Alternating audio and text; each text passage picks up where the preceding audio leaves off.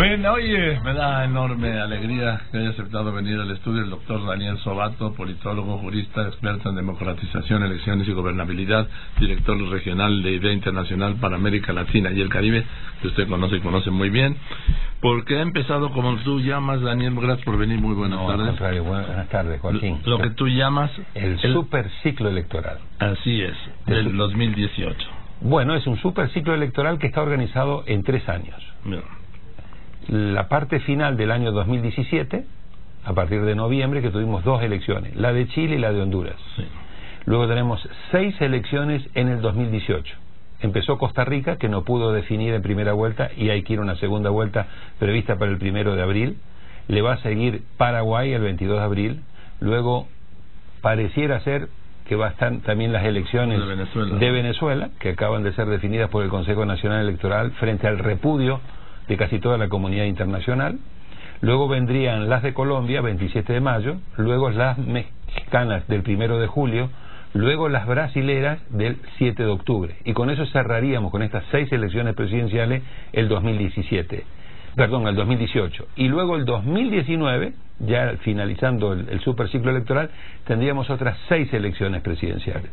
En Centroamérica sería Panamá, Guatemala y El Salvador, y en América del Sur, Bolivia, Argentina y Uruguay. Es decir, en un periodo tan solo de 24 meses que va de noviembre del 2017 a noviembre del 2019, 14 de los 18 países de América Latina van a tener elecciones presidenciales.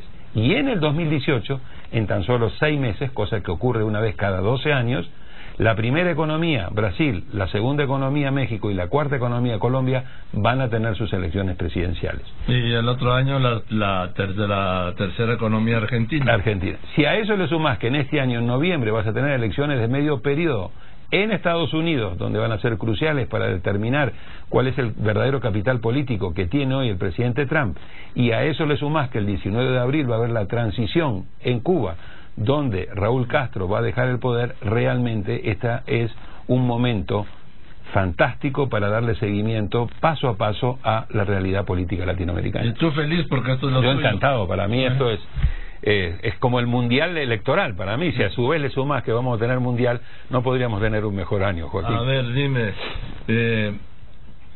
pero ¿cómo estás viendo lo de México? Te quiero preguntar. Lo de México yo creo que todavía está verde.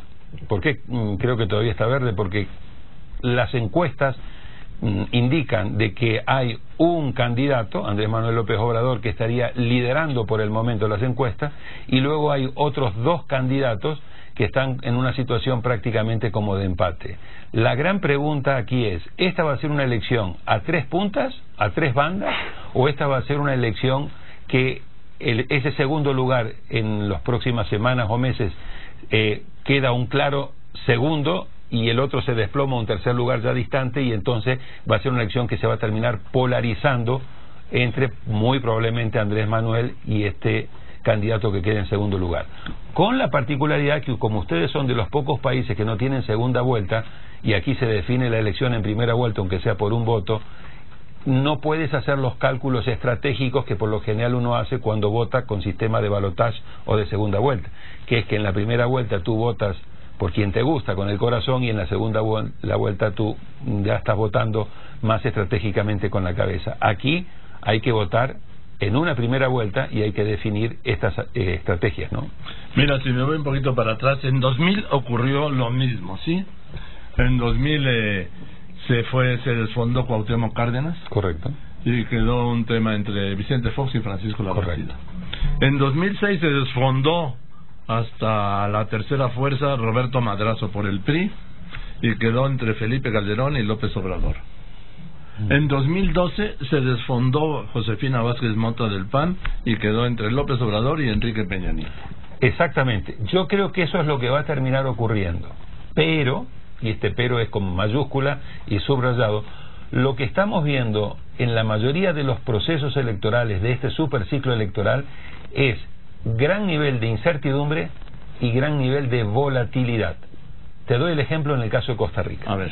En Costa Rica, hasta hace poco, había prácticamente una situación en la cual los 2 partidos tradicionales venían liderando las encuestas, el Partido de Liberación Nacional y el Partido de la Unidad Social Cristiana. ¿Qué pasó?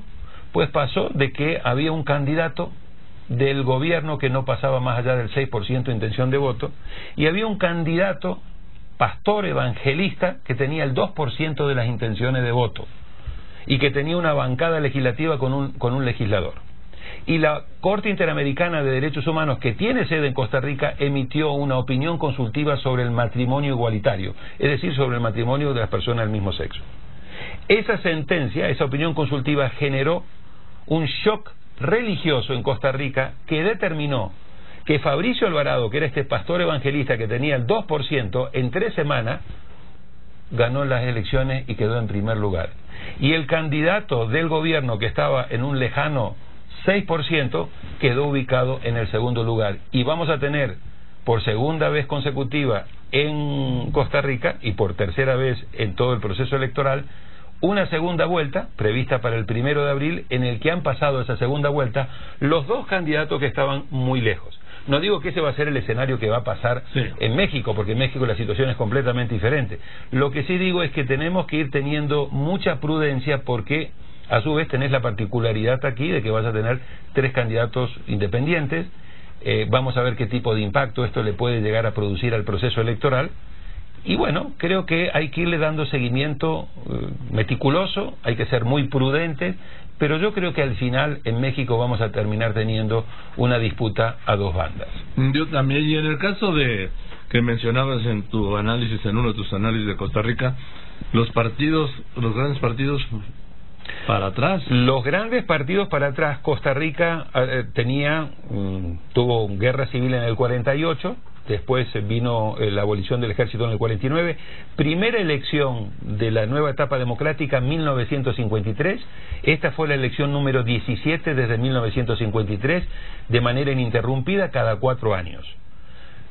Hasta el año 2000 Costa Rica tuvo un sistema fundamentalmente bipartidista.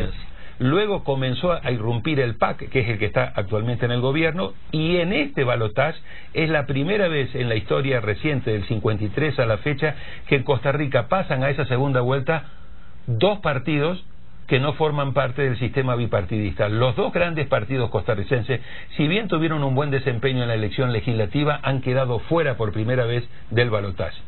Lo que confirma que se vota por los candidatos y no por los partidos. Absolutamente. Absolutamente. Cada vez más estamos teniendo un crecimiento en la tendencia de una mayor personalización de la política. El candidato es hoy por hoy en la gran mayoría de los procesos. Lo vemos en el caso de Colombia, por ejemplo. Muchos de los políticos están renunciando a candidatearse a través de sus partidos y lo están haciendo juntando firmas como candidatos independientes. Lo estamos viendo en Brasil, donde todo el gran debate gira en torno a si Lula finalmente va a poder participar o no, pero el que está segundo en las encuestas es Bolsonaro, digamos el Trump brasilero. Lo estamos viendo también lo vimos claramente en el caso de Costa Rica, y es hoy lo que llegó para quedarse: debilitamiento marcado de los partidos políticos, fuerte personalización de la política, mayor fragmentación, lo cual hace más difícil después la gobernabilidad y la irrupción cada vez mayor de las candidaturas independientes. Y lo vimos, doctor Daniel Sobato, en Guatemala, cuando este comediante ganó las elecciones, ¿no? Jimmy Morales. Con todo respeto, sí digo, porque sí. Que ese es otro elemento, ahora que me mencionas Jimmy Morales, no solamente en términos de la irrupción, de nuevo, de candidaturas independientes o de outsiders, sino la importancia creciente que está teniendo el factor religioso, y dentro de lo religioso el elemento evangelista protestante en las varias de los últimos procesos. Fíjate, Santos perdió en gran medida su referéndum por el tema de paz por el voto en contra de los evangelistas. Jimmy Morales es un pastor, es también evangélico, no es un pastor, pero es evangélico, un cómico guatemalteco. En el caso de Bolsonaro en Brasil está haciendo alianzas con los grupos evangelistas. Aquí mismo Andrés Manuel ha hecho alianza, y en el caso de Costa Rica, que es el caso digamos más evidente, los evangelistas han logrado quedar en el primer lugar en la elección presidencial, y esa bancada que tenía de tan solo un diputado hoy la han convertido en la segunda bancada más importante con 14 diputados. Fíjate, eso es lo que acabas de mencionar, pero me hace sentido la alianza entonces de López Obrador con el Partido Encuentro Social, que es un partido confesional evangélico. siempre se han mirado esto como de una manera paternalista, como diciendo la verdad que esta gente no aporta muchos votos. Hay que irle haciendo el tracking, porque la Iglesia Católica, que sigue siendo importante y predominante en nuestras sociedades, ha venido perdiendo en el último tiempo mucho apoyo, y mucha gente se ha ido desplazando más bien a las iglesias protestantes y evangélicas. Los evangélicos están teniendo un impacto creciente en muchos de estos procesos electorales, y a su vez están teniendo un fuerte impacto en los sectores con mayor pobreza y con menor educación. En Costa Rica, donde ganó Fabricio Alvarado, fue fundamentalmente en la costa, en los sectores con menor desarrollo económico, con mayor nivel de pobreza y con menor nivel educativo. Así que hay que ponerle atención a ese tema. Sí, sin duda. Aquí, por ejemplo, la presencia en lo que es en Chiapas, en Tabasco, en Morelos, por decir, en Jalisco incluso, sí, de tanta tradición católica. Exacto. Tiene una presencia de gran peso. Y además hay una actitud mucho más beligerante, mucho más activa que tradicionalmente lo que tenía la Iglesia Católica. Y están haciendo obviamente también un trabajo de redes, no solamente dentro de los países, sino a su vez fuera de los países entre ellos, ¿no? Ahora que me hablas de fuera de los países, ¿tú sí crees en esta teoría o señalamiento y a veces hasta denuncia de la trama rusa? Sí, obviamente en el caso de Estados Unidos, en las últimas elecciones, el tema ruso jugó un papel muy importante. También se habló de que podía llegar a tener y que pudo haber llegado a tener influencia en el caso de las elecciones cuando salió electo en Francia Macron. Sí, hubo un mensaje, exactamente. Sí. También en el caso de Cataluña se habló de que también había... Entonces, del Brexit. Con el tema del Brexit, claramente el tema de la utilización de la tecnología, de las redes sociales, etcétera, en los procesos electorales con la penetración rusa, pero la penetración rusa y la injerencia rusa es un elemento, pero no hay que únicamente mirar a los rusos. O sea, el tema de todo lo que tiene que ver con los fake news, el tema de posverdad, el uso de las redes sociales para campañas muy negativas, el tema de poder hackear los sistemas electorales, etcétera, claramente esto llegó para quedarse, ¿no? No, y para crecer. Y para crecer. Para perfeccionarse. Para perfeccionarse. En bueno, fin. Fíjate que en el caso de Holanda, precisamente por el temor de que pudieran llegar a hackear las elecciones, decidieron hacer todo con papel y prácticamente erradicar todo tipo de tecnología. Esto pasó también en la sucesora de la KGB soviética, ahora en Rusia con Putin. Todos los documentos importantes recuperaron las máquinas de escribir mecánicas, y todos los documentos importantes se escriben en una máquina de escribir mecánica y sin copia, sin calca. Tal cual. Sí. Esta es una vuelta al futuro, vía el pasado. Vuelta al futuro, vía el pasado. En fin, querido Daniel, entonces, ¿vas a estar aquí cuánto tiempo? No, me estoy yendo hoy. No, sí hice un recorrido. Estuve en República Dominicana, pasé por Panamá, fuimos a Haití, de ahí estuvimos viendo la elección en Costa Rica, y también monitoreando mucho la otra elección que hubo el domingo, que me parece también otro dato muy importante de la región, la paliza electoral que recibió el expresidente Correa en manos de su sucesor, Lenín Moreno, con la no reelección. Así que ese es otro desarrollo muy importante que hemos tenido, y estoy dándole un seguimiento muy cercano a el fracaso del diálogo en República Dominicana entre el gobierno de Venezuela y la oposición, y la convocatoria unilateral del gobierno de Venezuela, el Consejo Nacional Electoral, de querer forzar unas elecciones el próximo 22 de abril, que, como te digo, toda la comunidad internacional ya la está rechazando porque va a ser totalmente ilegítima en esos términos. Y hay que recordar que antes de anunciar estas elecciones,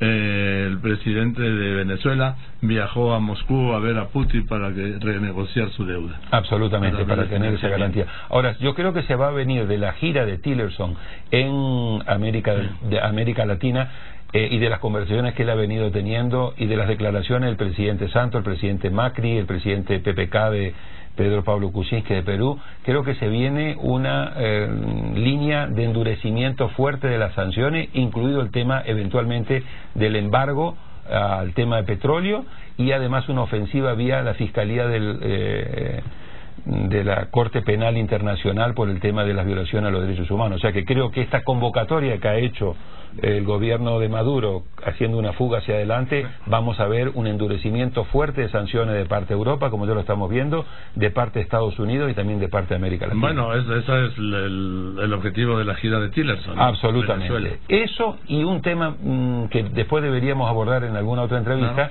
que es que Estados Unidos ha descuidado esta distracción estratégica que ha tenido respecto de la región, y se le está metiendo fuertemente China y Rusia en América Latina, sobre todo en América del Sur, y creo que este ha sido como una suerte de volver a la región para decirle, señor, estamos muy pendientes de ustedes.